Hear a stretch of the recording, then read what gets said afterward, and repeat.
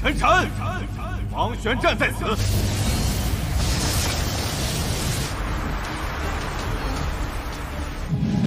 这招你学会了吗？ Halo dulur Sampurasun, bagaimana kabarnya? Semoga kalian sehat selalu dan diberi rezeki yang melimpah. Balik lagi bersama kami di channel Lalajo Anime. Pada video kali ini kita akan melanjutkan alur cerita Donghua War God System. Oke lah, tanpa berlama-lama lagi kita langsung saja ke alurnya. 也敢挑战我们！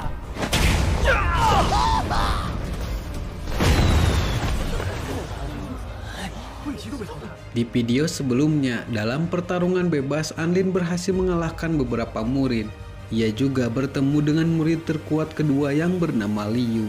Dan setelah melakukan beberapa hal, kini mereka menjadi teman. Kemudian, murid terkuat pertama yang bernama Wang terus mengeluarkan serangan untuk memancing orang yang bernama Chen Chen keluar. Lalu sampai serangan Wang akan mengenai Anlin, tiba-tiba Chen Chen muncul menghentikannya. Ia menanyakan apakah Anlin sudah menguasai jurus tersebut. Kemudian cerita dilanjutkan yang memperlihatkan Chen Chen pergi tanpa memberitahu jurus tersebut. Sebelum pergi, ia mengatakan sekarang takdir telah berubah. Anlin harus mencarinya setelah mempunyai jawaban. Setelah itu, sistem memberitahu sekarang orang yang tersisa hanya tinggal 4 orang dan 1 anjing. Jadi, tingkat keberhasilan Anlin untuk mencapai 50 besar adalah 0,001%. Namun, Anlin masih mempunyai kesempatan, dan kesempatannya adalah mengalahkan Wang. Jika ia berhasil, maka Anlin akan mencapai peringkat 2. Di sana, Anlin mau tidak mau harus menantang Wang bertarung. Lalu demi keselamatan Xiaolan dan Dabai, Anlin mengeluarkan ia dari pertarungan. Anlin, 你干什么？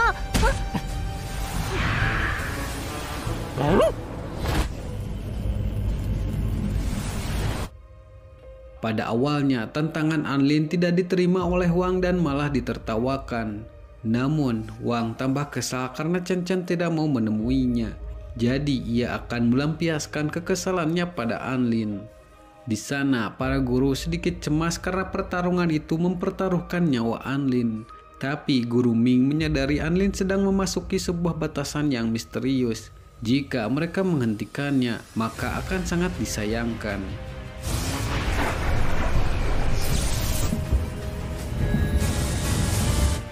Saat serangan Wang akan mengenainya, Anlin teringat perkataan dari Chen Chen tentang jurus itu. Tidak lama, sistem memberitahu Anlin, ia telah berhasil mendapatkan paket pengalaman jurus jari penghancur surga. Namun jurus itu melampaui tingkatan Anlin saat ini, dan mungkin itu akan sangat berbahaya. Tetapi Anlin siap untuk menggunakannya.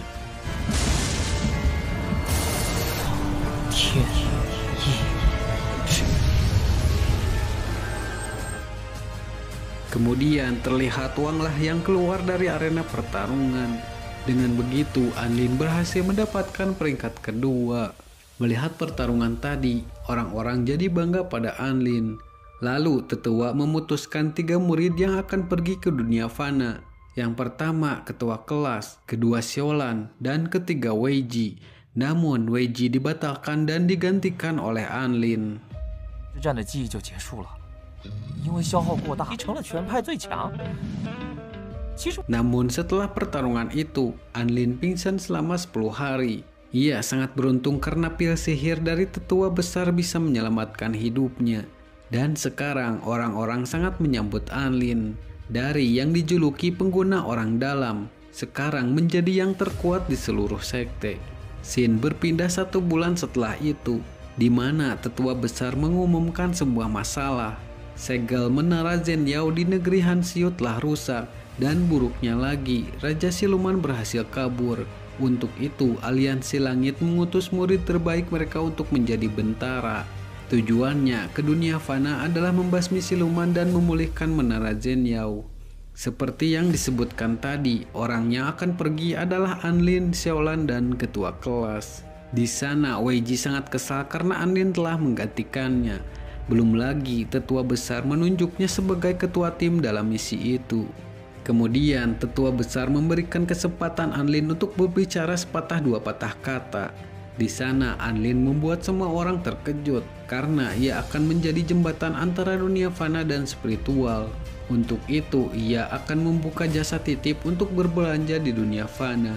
Mendengar hal itu, para murid sangat senang karena berbelanja di dunia fana sangat langka.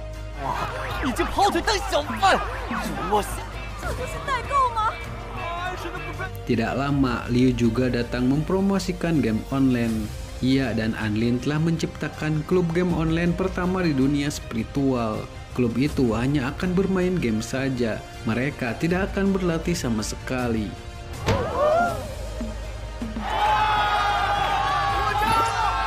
Namun di sisi lain, Xiaolan sedikit cemburu melihat kedekatan mereka.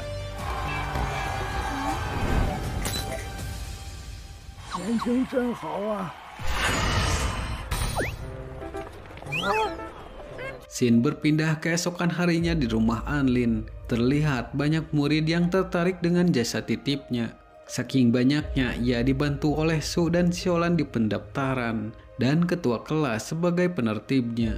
Lalu banyak juga murid yang tertarik dengan klub game Liu. Melihat hal itu, Weiji semakin iri pada Anlin. Sampai sistem memberitahu musuh Anlin menangis terisak-isak. Dengan begitu, Anlin menjadi sangat senang. Kemudian, Liu memberikan sebuah cincin pada Anlin sebagai bonus. Di dalam cincin itu terdapat 10.000 batu spiritual. Gunanya untuk membeli peralatan gaming dan sisanya boleh Anlin gunakan. Namun di sisi lain, Xiaolan kembali cemburu. Tidak lama, Guru Ming datang menemui Anlin. Anlin berpikir Guru Ming akan memberikan berita buruk lagi seperti sebelumnya. Tapi nyatanya ia hanya ingin berbelanja saja.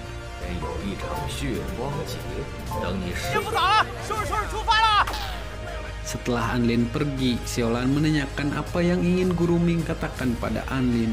Guru Ming memberitahu lebih baik Anlin tidak mengetahuinya. Ia mendapatkan ramalan Anlin akan mendapatkan malapetaka. Dia akan berada di situasi antara hidup dan mati, baik masa lalu maupun masa depan. Di kehidupannya yang sekarang, kerja keras Anlin hanyalah sia-sia saja. Seperti tetesan air di tengah hujan, ia pasti akan hilang di tengah hujan.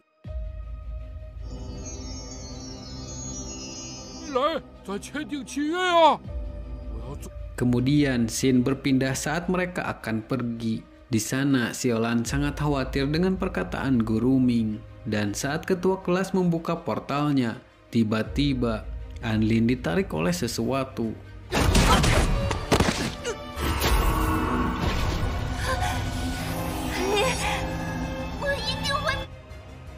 Saat ia tidak sadar, sistem segera membangunkannya. Karena sekarang keadaannya antara hidup dan mati.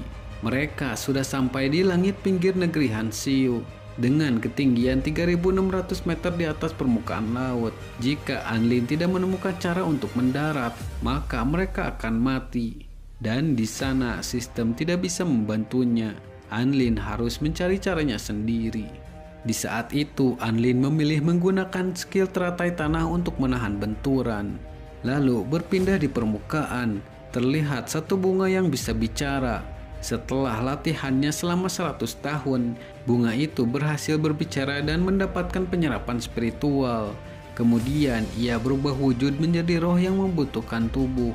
Namun tidak lama ia bertabrakan dengan Anlin dan terserap olehnya.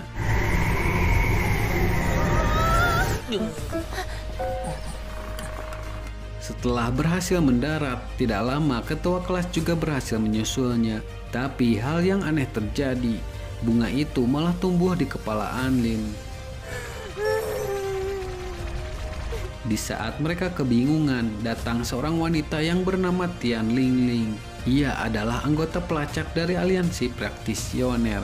Kedatangannya ke sana adalah untuk menjemput mereka bertiga.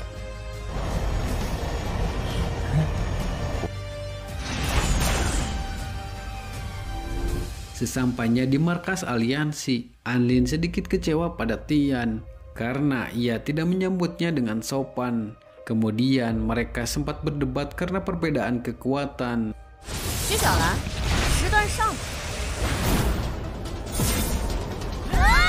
Lalu untuk menghentikan mereka, ketua kelas pun turun tangan. Ia memberitahu dalam keadaan apapun, mereka harus menjaga persahabatan dua dunia. Pertama, mereka harus menjaga persahabatan dengan antar teman. Jadi, bagaimanakah kelanjutan ceritanya? Tapi kita lanjutkan di video yang akan mendatang. Terima kasih sudah menonton video ini sampai akhir. Mohon maaf jika ada kesalahan dalam konten ini. Kritik dan saran silahkan di kolom komentar. Saya pamit undur diri, sekian dan terima kasih.